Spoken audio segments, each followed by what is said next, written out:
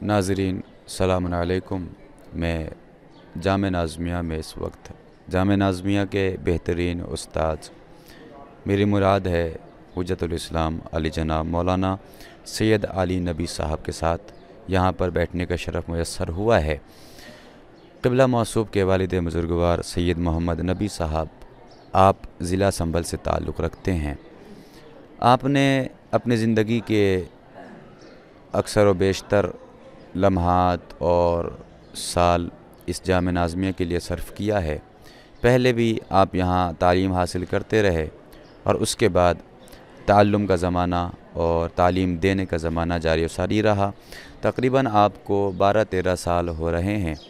आपने इतने अरसे से आप यहाँ पर जामे नाज़मिया में ख़िदमत अंजाम दे रहे हैं और माशाअल्लाह दर्जात आलिया की किताबों को आप पढ़ा रहे हैं। यह हकीकत है। मैं आपको एक बात और बता देना चाहता हूँ। क़िबला अल्लामा शाकिर साहब मरहूम, जो कि जामे नाज़मिया की एक बहुत बुज़ुर्ग और आलीशान कदर शख्सियत गुज़री है, जिनके जैसा जिनकी मिसाल आलिम को नज़र नहीं आता, ऐसी ऐसी किताबें उन्होंने लिखी हैं। उनकी जगह पर अगर किसी को कोई किताब पढ़ाने का मौका मिला तो हमारे सरकार क़िबला आले नबी साहब हमारे सामने तशरीफ़ फरमा है और आपके रूबरू हैं। क़िबला से मेरा सवाल ये है कि आपका जो इल्मी मर्तबा आप उस बुलंदी पर फायज़ हुए, हकीकतन इसमें आपके असातीज़ का हाथ रहा हो। उस ज़माने में जब आप यहाँ पर तालिबे इल्म थे, उस ज़माने में आपके जो असातीज़ किराम थे, उनके अगर आप नाम बता दें तो शायद नाज़रीन को एक नई बात मालूम हो जाए। चूँकि पुरानी बात है, पुराने लोग हैं, तो आप बता दें तो ज़्यादा नाज़रीन को फ़ायदा हो सकता है।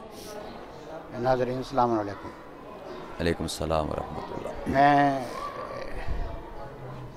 नाज़मिया अरबी कॉलेज का तालिब इल्म रहा हूँ और मैंने मुमताज़ुल फाज़िल यहीं से किया है और तकरीबन 12 साल से यहाँ तदरीसी ख़िदमत भी अंजाम दे रहा हूँ। मैंने जिन असातिज़े मोहतरम से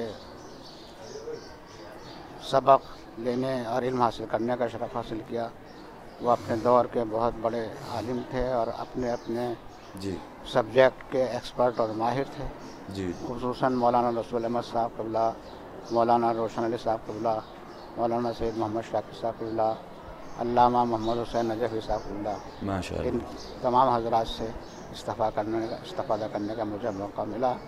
माँ और बाप की तरबियत के बाद मुझे इस मंजिल तक पहुँचाने वाले यही मेरे मोहतरम उस्ताद थे, जिनकी तरबियत के ज़रिए, जिनसे इल्मी इस्तिफ़ादा हासिल करने के बाद मैं इस मंजिल तक पहुँचा कि मैं हिंदुस्तान से बाहर भी कई मुल्कों में दीनी खिदमत अंजाम दी। मसलन फ़्रांस में, मसलन जर्मनी में, नीदरलैंड में, माशाअल्लाह सरकार, पाकिस्तान में और हिंदुस्तान में भी मैं दीनी खिदमत करता हूँ। खुदावंद आलम मेरी इन दीनी खिदमत को कबूल फरमाए। मैं नाज़रीन आपको ये बताना चाहता हूँ कि हमारे सरकार सिर्फ़ जामे नाज़मिया में उस्ताज़ी नहीं, बल्कि ये माशाअल्लाह और दूसरे उलूम में भी माहिर है और आप एक बेहतरीन ख़तीब, बेहतरीन ज़ाकिर भी हैं। दुनिया भर में आप मजलिस ख़िताब करने, तबलीग करने की नीयत से आप पूरी दुनिया में जा चुके हैं और पैगाम अहले बैत अलैहिमुस्सलाम आप पहुँचा रहे हैं। सरकार से मेरा एक और सवाल ये है कि आपने इतने साल जामे नाज़मिया को दिए हैं, तो इतनी बड़ी क़ुरबानी देने का मकसद आपका क्या था? आप क्या चाहते थे जामे नाज़मिया में इतनी खिदमत करने के बाद? आपका मकसद क्या है? मैं जामे नाज़मिया से तालीमी दोहरी से बहुत मुतासिर था। मेरे दिल दिमाग पे जामे नाज़मिया का माजी छाया हुआ था, इसलिए मैंने अपनी तालीम हासिल करने के लिए जामे नाज़मिया का इंतखाब किया था और अल्लाह ताला ने मुझे ये मौका भी इनायत फरमाया कि मैंने इन बुज़ुर्ग असातिज़ा से इस्तिफ़ादा किया और इनकी तरबियत और तालीम के ज़रिए से मैं इस मंजिल तक पहुँचा कि मैं दीन अहले बैत की खिदमत कर सकूँ। बेशक बेशक। ये सरकार इस वक्त चूँकि आपके ज़माने में भी क़िबला आयतुल्लाह सरकार अमीरुल उलमा हमीदुल हसन साहब प्रिंसिपल रहे और इस वक्त आपके फ़र्ज़ंद अर्जुमंद अली जनाब मौलाना फ़रीदुल हसन साहब क़िबला हैं।